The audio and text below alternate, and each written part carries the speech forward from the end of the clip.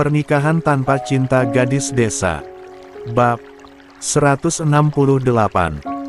Benar saja, sampai di depan, Cici sudah memasang wajah garang seperti hewan buas yang siap mengaum begitu keras.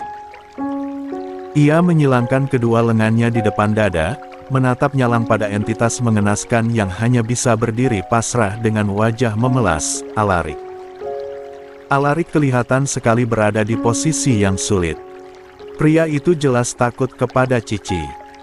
Entah apa yang sebelumnya terjadi dan tidak Pandu ketahui di kafe itu.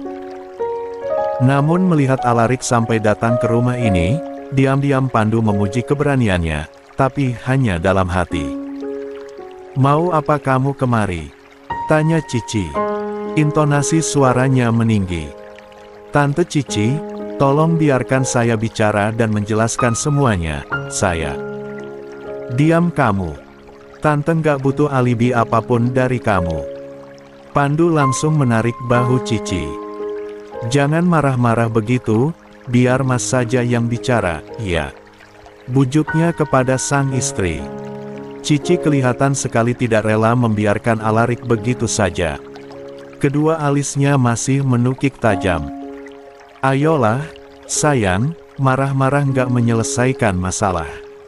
Lebih baik kamu redam dulu amarahmu." Pandu melembutkan suaranya. Dia mengelus wajah Cici, berusaha untuk melunakkan hati sang istri yang saat ini diliputi oleh amarah menggebu-gebu. Cici melirik Alarik dari sudut matanya, menebar aura kebencian yang begitu ketara. Alarik diam saja. Dia datang kemari untuk bicara, menjelaskan semuanya, bukan untuk menambah keributan dengan keluarga Kiara. Makanya, sebisa mungkin Alarik ingin situasinya damai dulu di antara mereka. "Ayo, biar Mas antar ke kamar.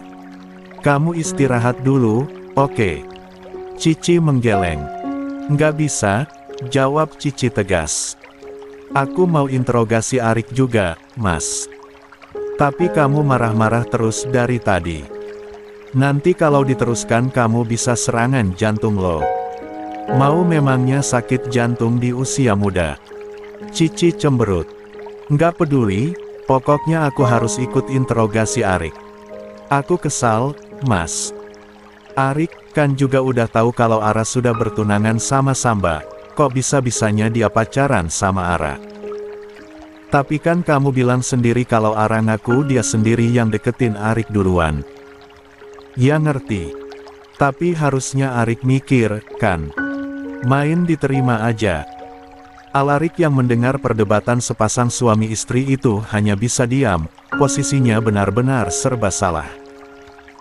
Dia masih berdiri di dekat pintu sekarang, sama sekali belum dipersilakan duduk. Lalu, Cici dan Pandu berdebat di depannya mengenai siapa yang harus menginterogasi dirinya. Rasanya, Alarik seperti seorang 65 kriminal yang sedang menunggu vonis mati saja. Untungnya, Pandu memiliki kesabaran seluas samudera. Dia selalu bisa menangani istrinya yang sedang marah-marah. Pandu mengelus bahu Cici dengan lembut. "Oke, kamu boleh tetap di sini tapi harus janji satu hal." Cici mengernyit. "Janji?" "Jangan ngegas, jangan marah-marah, harus bicara dengan kepala dingin." Cici melotot. Syaratnya susah. Hanya melihat wajah Alarik saja sudah membuat Cici terpicu untuk marah-marah. "Mas, tapi kan, iya atau tidak?" Cici merengut. Wajahnya menekuk kesal. Namun, akhirnya dia pasrah dan mengangguk, setuju dengan syarat dari sang suami. "Iya, iya." Pandu akhirnya mempersilakan Alarik untuk duduk. Cici dan Pandu duduk berdampingan, sementara Alarik duduk di hadapan mereka. Sesi interogasi ini lumayan mendebarkan. Bohong kalau Alarik bilang dia biasa saja. Dia jelas-jelas cemas dan panik juga. "Sebelumnya, saya kemari mau menyampaikan permintaan maaf kepada Tante Cici dan Om Pandu. Maaf saya sudah merahasiakan tentang hubungan saya dan Ara kepada kalian. Cici mendengkus. Kamu nggak mau minta maaf soal hubunganmu dengan Ara, Kamu cuma minta maaf karena merahasiakan hubungan aja. Saya merasa bersalah, Tante. Tapi soal hubungan saya dan Ara, saya nggak akan minta maaf, ucap Alarik tegas. Cici melotot, kaget mendengar Alarik bicara begitu. Berani-beraninya bocah ini setegas itu di depan Cici. Jelas saja Cici merasa direndahkan. Apa maksud kamu bilang begitu? Tanya Pandu. Saya serius dengan Ara, jadi saya rasa nggak ada alasan untuk saya minta maaf mengenai hubungan kami. Saya hanya akan minta maaf karena menutupi hubungannya, itu saja. Pandu pening juga sebenarnya. Siapa sangka Alarik akan seberani ini menegaskan hubungannya dan Kiara adalah serius. Kamu tahu sendiri kan kalau Ara sudah bertunangan dengan Samba. Meskipun Ara yang deketin kamu, kenapa kamu terima? Tanya Pandu. Sebenarnya hubungan kami terjadi bahkan sebelum acara tunangan itu. Cici dan Pandu kompak terkejut. Hah? Apa kamu bilang? Cici syok berat. Pandu bisa lebih tenang, tapi sama saja dia juga syok berat. Jelaskan, Arik. Ara bilang, pertunangannya dengan Samba nggak bisa dibatalkan karena menyangkut orang tua. Dia takut nanti Om, Tante, dan keluarga Samba merenggang atau terjadi perselisihan dan semacamnya. Ara bilang, setelah Samba pulang dari Lebanon dia janji akan memutuskan pertunangannya dengan Samba, jelas Alarik. 66. Pandu menghela napas berat. Kepalanya langsung pusing luar biasa. Jujur, dia kesal, tapi juga tidak menyangka kalau Kiara bisa bertingkah sejauh ini. Ia pikir, usai pertunangan Samba dan Kiara terlaksana, keluarga mereka akan damai dan sejahtera. Tinggal menunggu Samba pulang dari Lebanon saja lalu pernikahan mereka akan dilangsungkan. Cici dan Pandu berharap banyak dengan pernikahan Kiara dan Samba, sebab mereka berdua tahu kalau Samba adalah sosok laki-laki ideal yang bisa menjaga Kiara sepenuh hati. Namun, apa ini? Rupanya malah Kiara yang bermain api di belakang orang tuanya sendiri. Tapi, kan kamu seharusnya nggak nerima Ara, Arik. Seru Cici menyerobot pembicaraan. Alarik menunduk. Mana bisa dia tidak menerima? Saat mendengar Kiara akan bertunangan dengan Samba saja dadanya mendadak gusar tidak jelas. Anggap saja yang dia lakukan kemarin impulsif, tapi nyatanya dia juga tidak menyesal. Intinya, menerima Kiara adalah keputusan yang tepat bagi Alarik. Kamu juga baru saja putus dari Jelita, kan? Tante nggak mau ya Ara nanti dituduh jadi pelakor. Kamu lupa apa sama foto kalian yang viral itu? Kalian cuma makan es krim dan seluruh jagat maya langsung menghujat Kiara sampai mengorek-ngorek informasi keluarga kami. Tante nggak mau hal itu terjadi lagi, tegas Cici. Kalau soal itu, Tante nggak usah khawatir. Arik bakal jamin nggak ada media yang akan berani ganggu Ara lagi. Kalau soal status, rasanya sah-sah saja. Arik dan Ara sama-sama belum menikah. Selama belum ada ikatan yang sah antara Ara dan Samba, Arik akan tetap berjuang untuk dapatin Ara. Arik cinta kepada Ara. Maka dari itu, Arik harap Om Pandu dan Tante Cici bisa menerima. Cici dan Pandu menganga. Alarik berani sekali menegaskan perjuangannya di hadapan Pandu dan Cici. Dia juga percaya diri. Benar-benar tidak ada keraguan di mata Alarik saat dia menyatakan cintanya kepada Kiara. Alarik menundukkan kepalanya di hadapan Cici dan Pandu. Saya mohon, Om Pandu dan Tante Cici. Semoga Om dan Tante bisa merestui saya dan Ara. Pandu benar-benar kehilangan kata-kata mendengar semua pernyataan Alarik. Dia nekat sekali. Pandu dan Cici saling berpandangan. Dari sorot mata masing-masing, keduanya sudah paham kalau sama-sama pusing menghadapi masalah ini. Mereka pikir, Masalah Kiara yang viral hingga dihujat warganet habis-habisan waktu itu sudah sangat merepotkan, rupanya itu tidak ada apa-apanya. Masalah sekarang ini justru jauh lebih merepotkan dan memusingkan. Pandu menatap tajam kepada Alarik. Pada akhirnya, dia tetap harus memberikan keputusan. Sebagai orang tua, dia dan Cici tidak bisa diam saja dengan semua yang terjadi. Harus ada tindakan yang dilakukan. Selama Samba dan Ara masih bertunangan, Om gak bisa izinkan kamu dan Ara bertemu atau berhubungan dengan Ara, ucap Pandu. Alarik kaget. Tapi Om, Om gak nerima alasan apapun, Arik. Om gak mau Ara punya dua hubungan apapun alasannya. Ini berisiko, baik untuk Ara maupun untuk kamu sendiri. Kamu dan Ara sudah dewasa, Arik. Kalian harus bisa mengerti. Om hanya bisa memikirkan soal masalah ini kalau Samba sudah pulang dari Lebanon. Jadi, Om minta sama kamu untuk jauhin Kiara. Kamu harus menjadi pria terhormat yang gak main tikung pasangan orang lain. Kecewa? Jelas sekali. Alarik tidak bisa membayangkan bagaimana hari-harinya setelah ini karena dilarang bertemu oleh Kiara. Namun, yang dikatakan Pandu juga benar.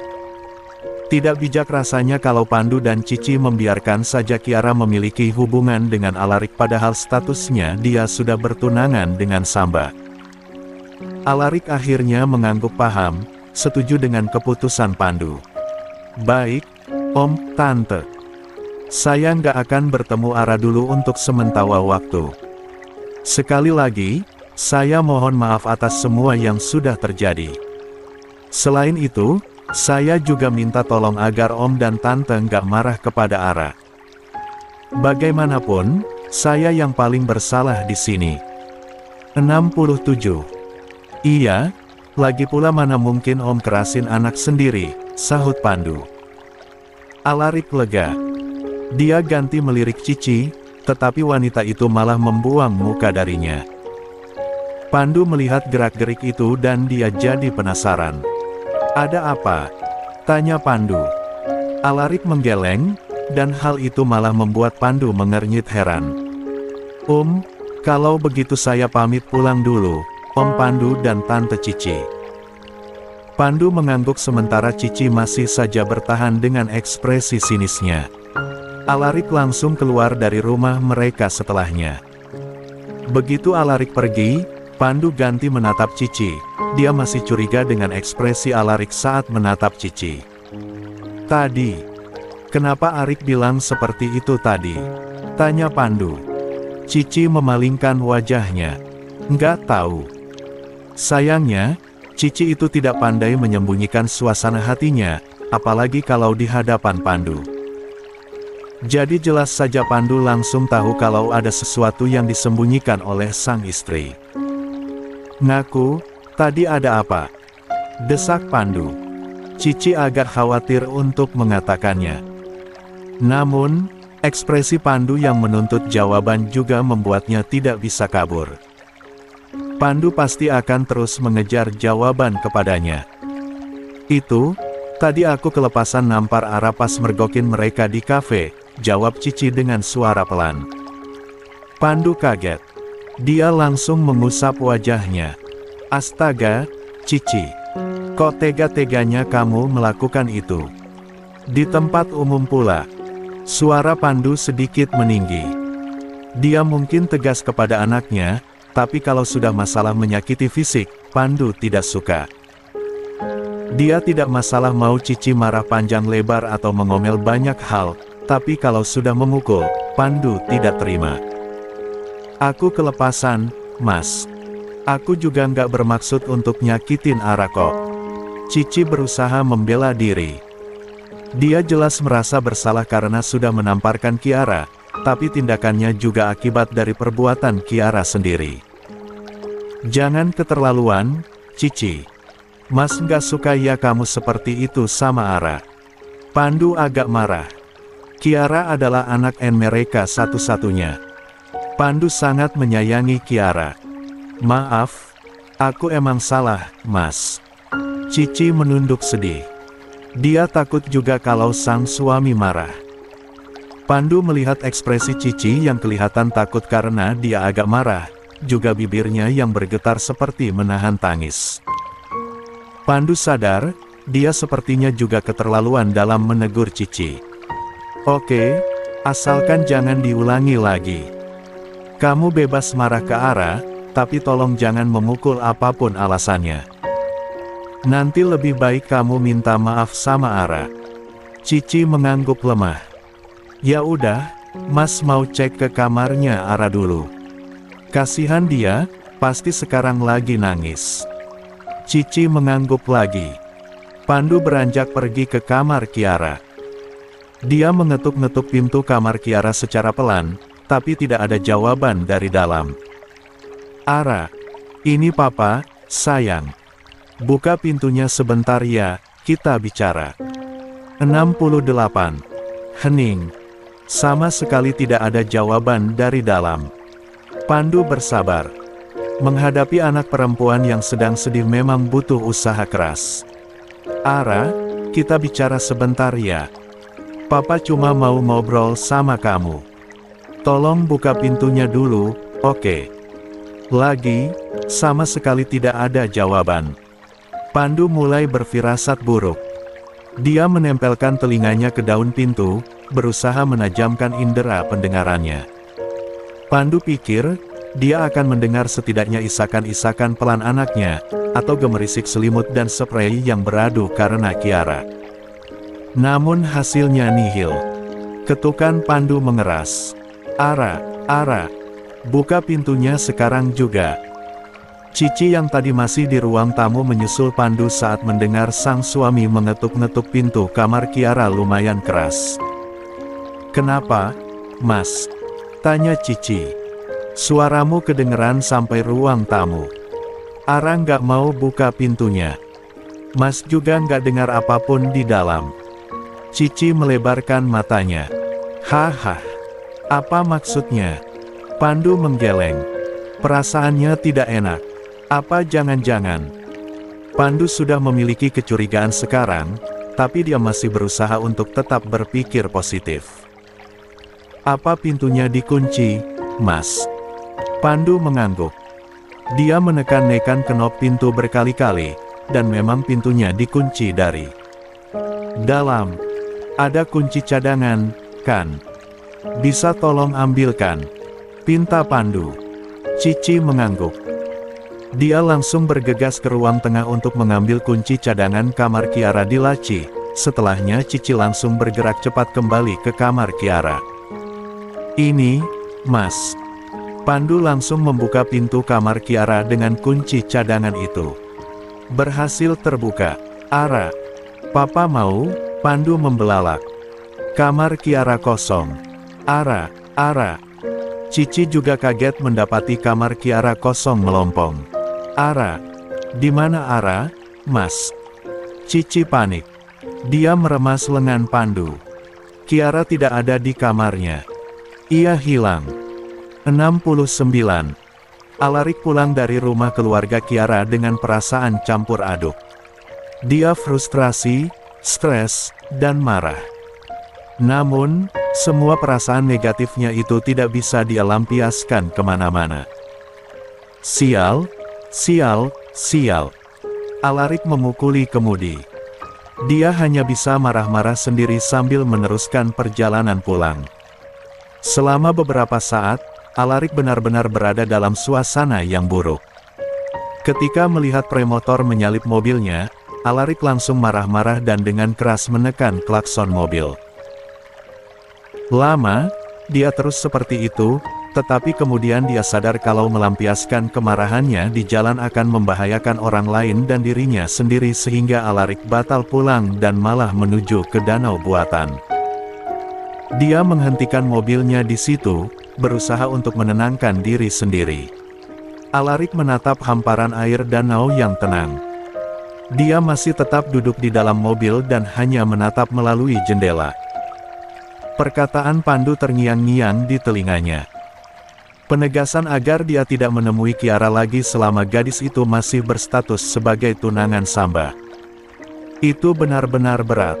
Alarik bahkan tidak tahu apakah dia sanggup menjalaninya. Alarik mengusap wajahnya. Dia resah sendiri. Apakah ini karma? Niat awalnya mendekati Kiara memang hanya main-main, dia bahkan tidak pernah terpikir akan memiliki perasaan kepada Kiara. Selama ini, kehadiran Kiara sudah dia anggap seperti serangga.